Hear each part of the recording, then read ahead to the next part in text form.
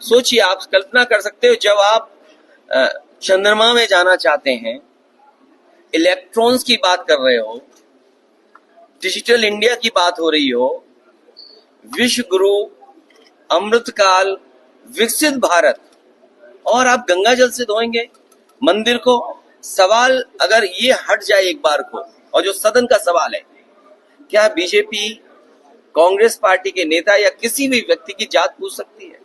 हम और आप लोग कभी व्यवहारिक मजाक करते हैं तो उसमें चलो एक बार को कोई बात मजाक में चली जाए, लेकिन सदन में जो शब्द का इस्तेमाल हुआ था, मुझे तो ये लगता है अनुराग ठाकुर जी को कहा गया है कि 99 बार गाली खा करके आओ आप सदन में, तब आप मंत्री बनोगे। अनुराग गोली मारो ठाकुर जी, मैं आपकी जात जानने में तनिक भर भी इच्छुक नहीं, लेकिन आप बार बार अपना चरित्र पूरी दुनिया को, पूरे देश को दिखाते रहते हैं। दिल्ली में भड़काऊ दंगे हुए और उसके दौरान आपने मंच से गोली मारने के नारे लगवाए। आप वही अनुराग ठाकुर हैं। आप वही अनुराग ठाकुर हैं जिसने आज सदन में मर्यादा की हर सीमा लांघ दी। आप वही अनुराग गोली मारो ठाकुर हैं जिसके पास जब कहने को कुछ नहीं बचता, और वैसे भी आपके पास कहने को कभी कुछ औचित्य वाला होता ही नहीं है, तो आप औनी पौनी बेफिजूल की बातें, भड़काऊ भाषण, नफरती एजेंडा चलाने लगते हैं। और आज आपने वही सदन में भी किया, वरना आपकी उपयोगिता ही क्या है आपकी पार्टी में? आपने ऐसा कौन सा राजनीतिक कीर्तिमान स्थापित किया है? यही ट्रोल बने रहना, यही अपशब्द बोलना, यही मर्यादा को लांघना तो आपकी पहचान है। कल निर्मला जी जातिगत जनगणना को सुनकर सदन में खी कर रही थी, आज आपने अपनी पार्टी की असलियत दिखा दी जातिगत जनगणना पर एक व्यक्ति की जाति पूछकर, जो असंवैधानिक है। असलियत तो यह है कि चाहे वो जातिगत जनगणना हो, चाहे वो बेरोजगारी हो, चाहे वो गरीबी हो, महंगाई हो, अग्निवीरों, किसानों की समस्या हो, नरेंद्र मोदी को चारों तरफ से राहुल गांधी ने और इंडिया गठबंधन ने घेर लिया है। और इसलिए नरेंद्र मोदी ने आप जैसे प्यादों को मंच पे उतारा है, जिससे कि आप लोग अमर्यादित भाषण दीजिए, अपशब्द बोलिए और मर्यादा की सीमा लांघिए। आप वाकई में राहुल गांधी की जात जानना चाहते हैं?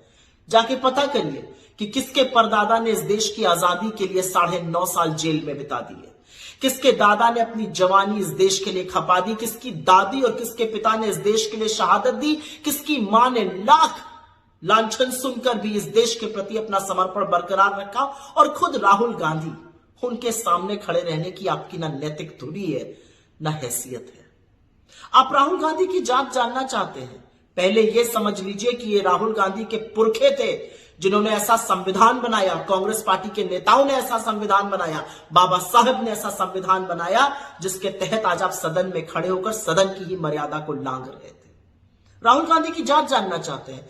चले जाइए रामचेत मोची के पास, वो बताएगा राहुल गांधी की जात। चले जाइए रामेश्वर सब्जी बेचने वाले के पास, चले जाइए निर्भया की मां के पास, चले जाइए हाथरस की गुड़िया के परिवार के पास, चले जाइए तमाम शहीद अग्निवीरों के परिवार के पास, चले जाइए इस देश के करोड़ों दलित, शोषित, वंचित, आदिवासी लोगों के पास, वो आपको राहुल गांधी की जात बता देंगे।